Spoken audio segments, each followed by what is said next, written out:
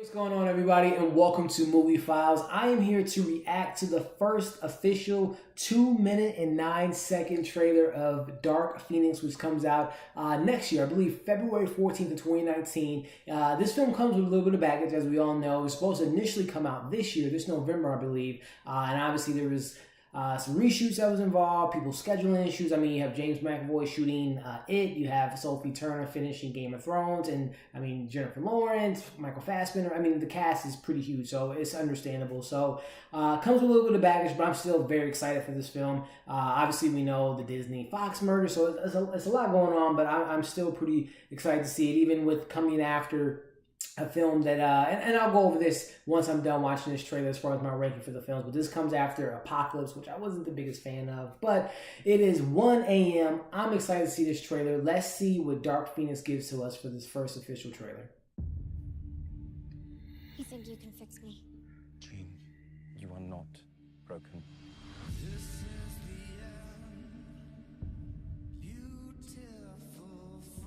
The mind is a fragile thing. Takes only the slightest tap Jean to Grey tip it in the wrong direction. Charles. Obviously got a relationship that's been built for years with Charles. I had to keep her stable. Jean. I protected her. From the truth?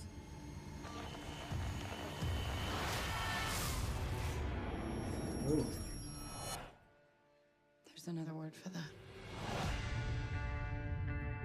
So obviously they're kind of playing on what they did in Last Stand, which is they're trying to suppress her powers versus just kind of help her control it.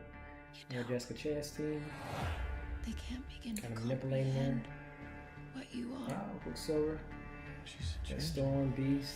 and what. You didn't come here looking for answers. You came here looking for permission. Oh, we got the costumes from Apocalypse, which is good. With some color in the X-Men universe. She's all rage, pain. Very gritty. I kind of like the way it's shot. Okay, so they're playing a little bit on the comics that would go to outer This is space. your fault, Charles. Oh, Beast and Xavier not I didn't stop you. on the same page. You're always sorry, Charles, and there's always a speech, and nobody cares. I love Michael Fassbender's portrayal of Magneto. So great. Do this. The One right of to those fear before. me. So somebody in the X-Men dies. I'm looking at it now. I see evil. I'm looking at it now. Yeah, I mean, definitely in the lines of a teaser more than a trailer. We get a little bit of hints, kind of get an idea of where they're kind of taking this story. Again, kind of touching on where we are as an X-Men universe. As we all know in this community, X-Men will be moving over to Fox or moving over to Disney probably within the next few years. It's already been said that, you know, Bob Iger said that Kevin Feige is definitely going to take the reins and integrate the X-Men into the MCU, which I'm excited for. But just speaking on the current state of 20th Century Fox in the X-Men universe, the trailers teaser was okay. Again, it seems like Simon Kinberg was the director, not the director, but the writer of X-Men 3: The Last Stand, and they implemented the Dark Phoenix storyline. They handled it was just poorly handled, and it seems like they're kind of doing the same thing with Charles Xavier's trying to suppress her powers versus kind of helping her understand it and ultimately using it in a good way. So they're kind of using that same beat, but I do like what I see from the trailer in regards to just the grittiness of it, the way it's shot. Again, this is Simon Kinberg. So you guys don't know, this is his first time directing a film, which, you know, before I might have been a little apprehensive, a little nervous about that, but I mean, if 2018 has proven me anything, I mean, John Krasinski just saw A Star Is Born tonight, review coming soon for that. The whole first-time director getting a big-budget film, wherever the case may be, is kind of swept under the rug for me, especially knowing that Simon Kinberg has been a part of, you know, half of the movies in this universe. So I'm pretty confident in what he can bring as, you know, he's a writer.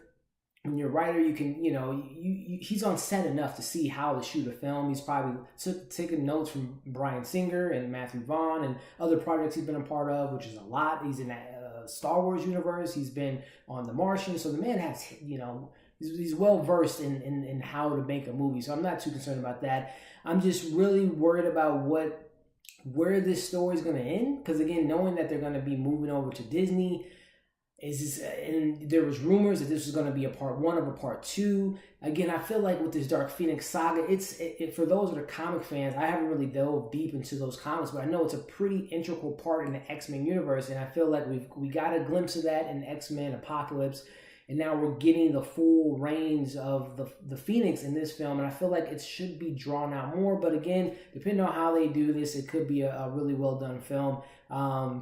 Just speaking on kind of my fandom of X-Men, I made kind of a list here as far as my personal rankings.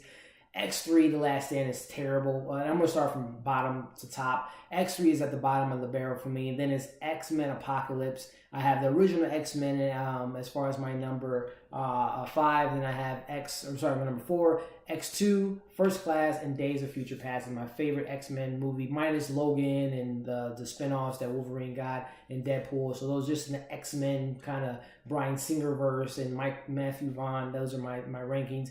And just looking at that list, I mean, you have Kinberg, who's directed who wrote Last Stand, and he also wrote Apocalypse. But silver lining, he was also the writer of my favorite X-Men movie. So there's that kind of fun little note for me. So again, I'm excited for it. The teaser trailer was okay. I'm just going to kind of play it back while I'm kind of wrapping up here. We don't get a lot of action. It's more just kind of understanding where the characters are. I believe this film's going to take place in the 90s. We got First Class, which was in the 70s, and then you had Apocalypse, which was in the Days of Future Past was in the 70s, and First Class was in the 60s, and then you had the 80s with Apocalypse, and this one I believe is in the 90s. So I mean, visually speaking, again, I love the grittiness of it. It looks like it's pretty well, it looks beautiful just from what we've seen so far. I just really love the grittiness, to be honest with you.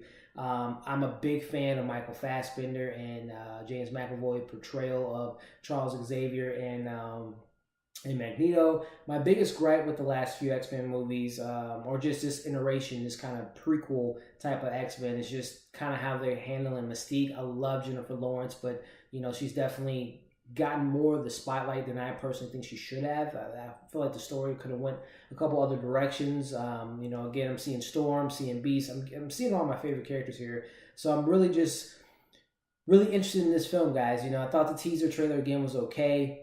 This film is really relying on Sophie Turner carrying this film emotionally. I mean, this is her second big film. Apocalypse. Obviously, I'm a huge Game of Thrones fan, so I know she's a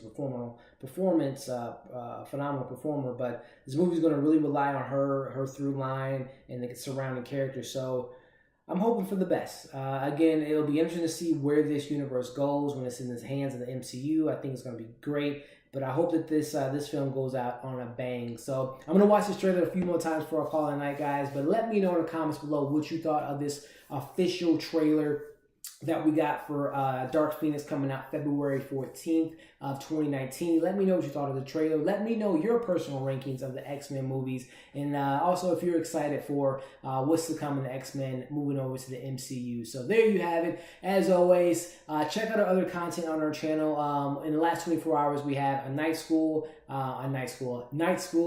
full review, non-spoilers on our channel. I reacted to the Creed 2 trailer earlier today, so check that out. And also, like I said, keep an eye out for that A Star Is Born review, which Morgan and I will be doing pretty soon. Also, keep an eye out for Bad Times at the El Royale. We got an early screening for that. Just got an early screening for First Men, so we're seeing those next week. So a lot of cool things coming to Movie Files, and just keep an eye out for that, guys. So enough of me blabbling. Again, it is 1 o'clock in the morning. I'm going to watch this trailer a couple more times and then call it a night. But as always, share, comment below, subscribe to our channel, check out our other content, and we'll see you guys on the next video. She's changing. And what? You didn't come here looking for answers. You came here looking for permission.